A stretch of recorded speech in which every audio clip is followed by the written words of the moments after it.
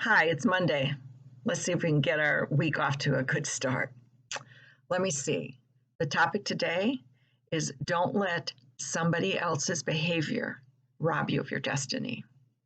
Now, how am I going to do this tough talk and let it make sense in 5 minutes?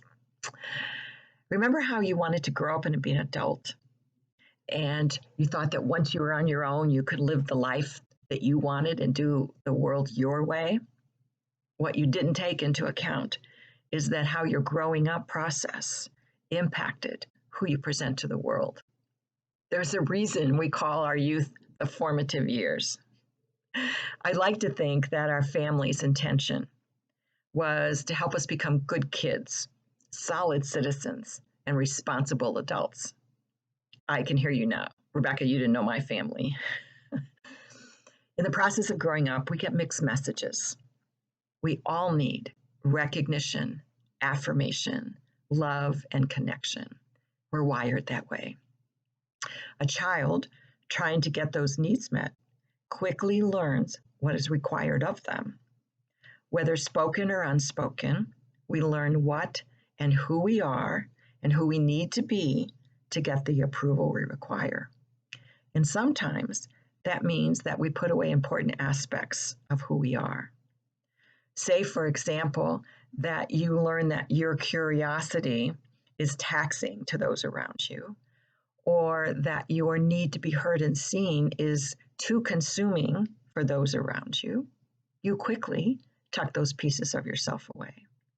Aspects that are actually in your DNA and necessary for you to accomplish your destiny and purpose. In addition, if you experience the horror of abuse, neglect, or disregard, you internalize messages of shame, disgust, and are left feeling unworthy and of little value. I refer to those as wounds. And often these wounds are left unaddressed. We simply pick up, keep going, do what we know to do and the best we can, while all the while carrying that message of less than and carrying a deficit because we're not in touch with all of who we are, all because somebody treated us that way. Until the wound is recognized, cleaned out, and healed, it can stop us from walking in the freedom and the delight of experiencing purpose.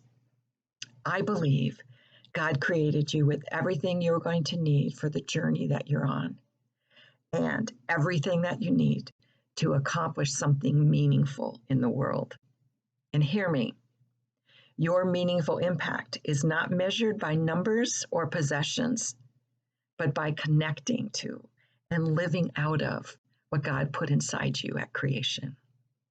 Don't let someone else's behavior or reaction to you keep you from connecting to the fullness of who you are and completing destiny.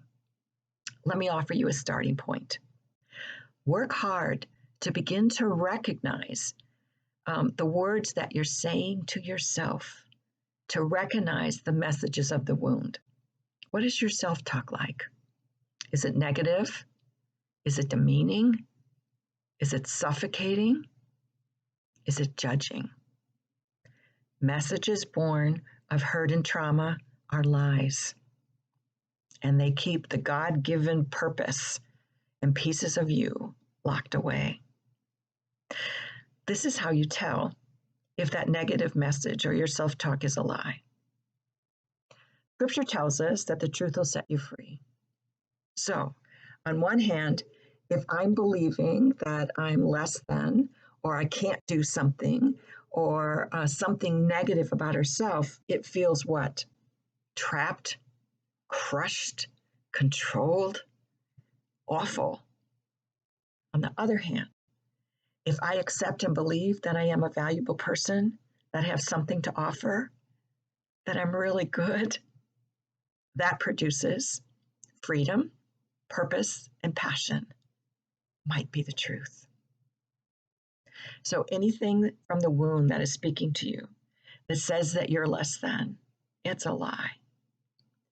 Recognize that self-talk, do the battle against it, and reconnect to all that you're created capable of being.